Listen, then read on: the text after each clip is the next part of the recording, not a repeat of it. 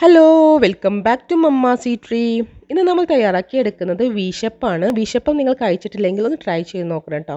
നല്ല പഞ്ഞി പോലെ നമ്മൾ ടിഷ്യൂ ഒക്കെ പോലെയുള്ള ഒരു അപ്പമാണ്. നമുക്ക് അരി അരച്ച ഉടനെ തന്നെ നമുക്കത് ചുട്ടെടുക്കാനും പറ്റും. നല്ല ഈസി ആയിട്ടുള്ള അപ്പം. നമുക്ക് വീഡിയോട്ട് പോവാം. അപ്പോൾ ഇതിനു വേണ്ടി ഞാനിവിടെ 250 ml കപ്പ്, ഈ കപ്പിൻ്റെ മെഷർമെൻറ്റിലാണ് നമ്മൾ എടുക്കുന്നത്. 1 കപ്പ് അരിയാണ് ഇവിടെ എടുത്തിട്ടുള്ളത്. നെയ്ച്ചോറിൻ്റെ അരിയാണ്. നിങ്ങൾക്ക് പച്ചരി എടുക്കാം, അതുപോലെ തന്നെ ബസ്മതി റൈസ് അല്ലെങ്കിൽ കൈമ റൈസ് ഒക്കെ എടുക്കാൻ പറ്റും. ഞാനിവിടെ എടുത്തിട്ടുള്ളത് നെയ്ച്ചോറിൻ്റെ അരിയാണ്. പച്ചരി അല്ല, നെയ്ച്ചോറ് നമ്മൾ ഉണ്ടാക്കുമ്പോൾ യൂസ് ചെയ്യുന്ന അരി. അപ്പോൾ ഞാനിവിടെ 1 കപ്പ് എടുത്തിട്ടുണ്ട്. നന്നായിട്ട് കഴുകിയെടുത്തിട്ട് നമ്മൾ ആവശ്യത്തിനനുസരിച്ച് വെള്ളവും ചേർത്തിട്ട് നമുക്കിതൊന്ന് 4 മണിക്കൂറെങ്കിലും നമുക്കിതൊന്ന് കുതിരാൻ വേണ്ടിയിട്ട് വെക്കണം.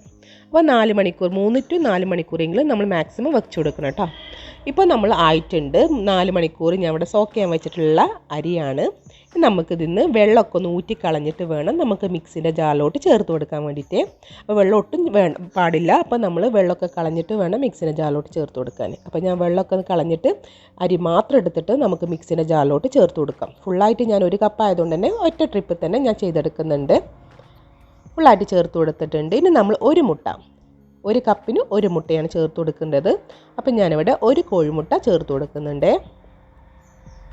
പിന്നെ നമ്മൾ ചേർത്ത് കൊടുക്കേണ്ട വെള്ളത്തിലല്ല നമ്മൾ ഇത് അരച്ചെടുക്കേണ്ടത്, നമ്മൾ തേങ്ങാപ്പാലാണ്. അപ്പം ഞാനിവിടെ ആദ്യം 1 കപ്പ് തേങ്ങാപ്പാൽ എടുത്ത് വെച്ചിട്ടുണ്ട്. അതിൽ നിന്ന് പകുതിയോളം ഞാൻ ഒഴിച്ചു കൊടുക്കുന്നുള്ളൂ. ഫുള്ളായിട്ട് ഒഴിച്ചു കൊടുത്താൽ നമുക്ക് ഈ അരി ഒന്ന് പെട്ടെന്ന് അരഞ്ഞ് കിട്ടില്ല. അപ്പോൾ കുറച്ച് ഒഴിച്ചിട്ട് നമ്മളിത് അരച്ചെടുക്കണം. അപ്പം ഞാനിവിടെ 1/2 കപ്പ് തേങ്ങാപ്പാൽ എടുത്തിട്ടുണ്ട്. 1/2 കപ്പ് തേങ്ങാപ്പാലിൽ നന്നായിട്ട് അരച്ചെടുത്ത് കൊണ്ടുവന്നിട്ടുണ്ട്. അപ്പോൾ ഇതാണ് കേട്ടോ നമ്മുടെ അരച്ചെടുത്തിട്ടുള്ള മാവ്. നല്ല ഫൈനായിട്ട് തന്നെ, ഒരു തരി പോലും ഇല്ലാതെ നമ്മളിത് അരച്ചെടുക്കണം. അപ്പോൾ അതുപോലെ നന്നായിട്ട് അരച്ചെടുത്തിട്ട് കൊണ്ടുവന്നിട്ടുണ്ട്. അപ്പോൾ നിങ്ങൾ കുറച്ച് തേങ്ങാപ്പാൽ ഒഴിച്ചിട്ട് വേണം അരച്ചെടുക്കാൻ വേണ്ടിയിട്ട്. എന്നിട്ട് നമ്മൾ ഏതിലാണോ ഒഴിച്ചു കൊടുക്കേണ്ടത് ആ ബൗളിലോട്ട് ഞാൻ അത് ചേർത്ത് കൊടുത്തിട്ടുണ്ട്. ഇനി നമ്മൾ ബാക്കിയുള്ള തേങ്ങാപ്പാലും കൂടി ഒഴിച്ചു കൊടുക്കുന്നുണ്ട്. അപ്പം നമ്മൾ ഇപ്പോൾ ബാക്കി ഞാൻ 1/2 കപ്പ് ഞാൻ ആദ്യം അരച്ചപ്പോൾ ചേർത്ത് കൊടുത്തിട്ടുണ്ടായി. ബാക്കി 1/2 കപ്പ്, ഇപ്പോൾ 1 കപ്പ് തേങ്ങാപ്പാലായിട്ടുണ്ട്.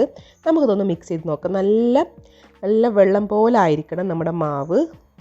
അധികം കട്ടിയും പാടില്ല, നല്ല ലൂസും ആകരുത് കേട്ടോ. നമ്മളെ ഈ നീർദോശയൊക്കെ ചുടുന്ന ആ രീതിയിലായിരിക്കണം നമ്മുടെ മാവ്. അപ്പോൾ ഇത് കുറച്ച് കട്ടിയുണ്ട്. അപ്പോൾ നമുക്ക് ഒരു 1/2 കപ്പും കൂടി ഞാൻ തേങ്ങാപ്പാൽ ഒഴിച്ചു കൊടുക്കുന്നുണ്ട്. അപ്പോൾ 1/2 കപ്പും കൂടി തേങ്ങാപ്പാൽ ഞാൻ ഫുള്ളായിട്ട് ഒഴിച്ചു കൊടുക്കുന്നുണ്ട്. അപ്പം ഞാനിവിടെ 1.5 കപ്പ് തേങ്ങാപ്പാലായിട്ട് ഒഴിച്ചെടുത്തിട്ടുള്ളത്. അപ്പോൾ ഈ തേങ്ങാപ്പാലാണ് ഈ അപ്പം ചുട്ടെടുക്കുന്നത്. അതുകൊണ്ട് തന്നെ നല്ല സോഫ്റ്റാണ്. നമ്മുടെ ടിഷ്യൂ ഒക്കെ എങ്ങനെയാണ് അതുപോലത്തെ സോഫ്റ്റ് ആയിട്ടുള്ള അപ്പമാണ്. നല്ല കനം കുറഞ്ഞിട്ടാണ് നമ്മളിത് ചെയ്തെടുക്കുന്നത്. അപ്പോൾ ഇത് കറക്റ്റായിട്ട് തന്നെ വന്നിട്ടുണ്ട്. നല്ല ലൂസായിട്ട് തന്നെ നമുക്ക് കിട്ടിയിട്ടുണ്ട്. ഇനി നമ്മളിതിലോട്ട് ഉപ്പ് ചേർത്തിട്ടില്ല. ഇനി നമുക്കിതിലോട്ട് ഉപ്പ് ചേർക്കാം. ആവശ്യത്തിനനുസരിച്ച് ഉപ്പും കൂടി ചേർത്ത് കൊടുത്തിട്ട് നന്നായിട്ടൊന്ന് മിക്സ് ചെയ്യാം. ഇനി നമ്മളിതിലോട്ട് പിന്നെ വേണമെന്നുണ്ടെങ്കിൽ നിങ്ങൾക്ക് തേങ്ങാപ്പാൽ ചേർത്ത് കൊടുക്കാം കേട്ടോ. വെള്ളം ചേർത്ത് കൊടുക്കരുത്, തേങ്ങാപ്പാലാണ് ചേർത്ത് കൊടുക്കേണ്ടത്. ഇപ്പോൾ ഇത് കറക്റ്റാണ്. എനിക്ക് 1 കപ്പിന് 1.5 കപ്പ് തേങ്ങാപ്പാൽ കറക്റ്റാണ്. പിന്നെ 1 മുട്ടയും ചേർത്തിട്ടില്ലേ. ഇപ്പോൾ ഇത് കറക്റ്റായിട്ട് വന്നിട്ടുണ്ട്. ഇനി നമുക്കിതൊന്ന് ചുട്ടെടുക്കണം.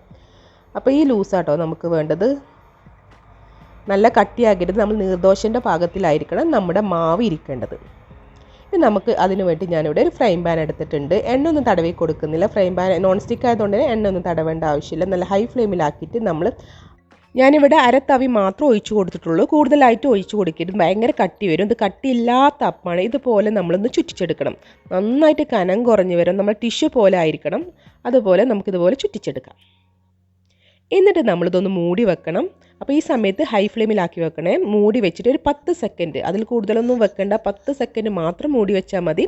10 സെക്കൻഡ് കഴിയുമ്പോൾ നമുക്കിതൊന്ന് തുറന്ന് നോക്കാം. ഹൈ ഫ്ലെയിമിലാക്കിയിട്ട് വെക്കണം കേട്ടോ.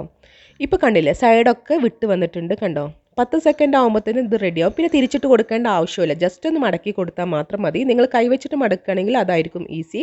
അപ്പോൾ ഇതുപോലെ 4ആയിട്ട് നമ്മളിതുപോലെ ഫോൾഡ് ചെയ്യണം. അപ്പോൾ ഇതാണ് കേട്ടോ നമ്മുടെ വീശപ്പം. അപ്പോൾ 1ാമത്തെ വീശപ്പം ഇവിടെ റെഡി ആയിട്ടുണ്ട്. ഞാൻ സെർവിങ് പ്ലേറ്റിലോട്ട് മാറ്റിയിട്ടുണ്ട്. അപ്പോൾ അടുത്തത് ഇതുപോലെ തന്നെ ചുട്ടെടുക്കാം. കുറഞ്ഞ മാവ് മാത്രം ഒഴിച്ചു കൊടുത്താൽ മതി. നമ്മളിത് ചുറ്റിച്ചെടുക്കുമ്പോൾ നല്ല തിന്നായിട്ട് വരണം. അതിനാണ് കുറഞ്ഞ മാവ് മാത്രം ഒഴിച്ചു കൊടുത്താൽ മതി എന്ന് പറയുന്നത്. എന്നിട്ട് നമ്മളിത് മൂടി വെക്കുക. ഒരു 10 സെക്കൻഡ് നമുക്ക് മൂടി വെച്ചാൽ മാത്രം മതി, കൂടുതലായിട്ടൊന്നും വേണ്ട. എന്നിട്ട് നമുക്ക് തുറന്ന് നോക്കുമ്പോൾ സൈഡ് ഭാഗമൊക്കെ ഇതുപോലെ കണ്ടില്ലേ വിട്ട് വന്നിട്ടുണ്ടാവും. അതാണ് ഇതിൻ്റെ പാകം. തിരിച്ചിട്ട് കൊടുക്കണ്ട, ഇതുപോലെ മടക്കിയെടുത്താൽ മാത്രം മതി. അങ്ങനെ എല്ലാതും ഇതുപോലെ ഒന്ന് ചുട്ടെടുക്കുന്നുണ്ട്. ചെറിയ തവി മാത്രം ഒഴിച്ചു കൊടുത്താൽ മതി, അല്ലെങ്കിൽ കട്ടി കൂടും, അതായി പറയുന്നത്. എന്നിട്ട് നമുക്കിതുപോലെ ഒന്ന് മടക്കിയെടുക്കാം.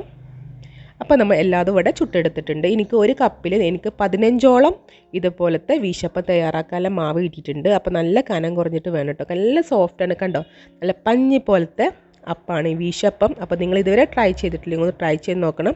ട്രൈ ചെയ്ത് നോക്കുകയാണെങ്കിൽ ഫീഡ്ബാക്ക് അറിയിക്കാൻ മറക്കരുത്. നമുക്ക് ഈ അപ്പം മുട്ടക്കറിൻ്റെയും അതുപോലത്തെ ചിക്കൻ്റെയും വെജിറ്റബിളിൻ്റെ ഒക്കെ കൂടെ കഴിക്കാൻ പറ്റുന്ന നല്ലൊരു അപ്പമാണ്. അപ്പോൾ എന്തായാലും നിങ്ങൾക്ക് വീഡിയോ ഇഷ്ടമാണെന്ന് വിചാരിക്കും. ഇഷ്ടമാകുകയാണെങ്കിൽ ലൈക്ക് ചെയ്യാനും അതുപോലെ തന്നെ ഫ്രണ്ട്സിനും ഫാമിലീസിനൊക്കെ ഷെയർ ചെയ്യാനും മറക്കരുത്. അപ്പോൾ ഞാനൊരു പുതിയ വീഡിയോയുമായി വരുന്നവരെ എല്ലാവർക്കും ബൈ.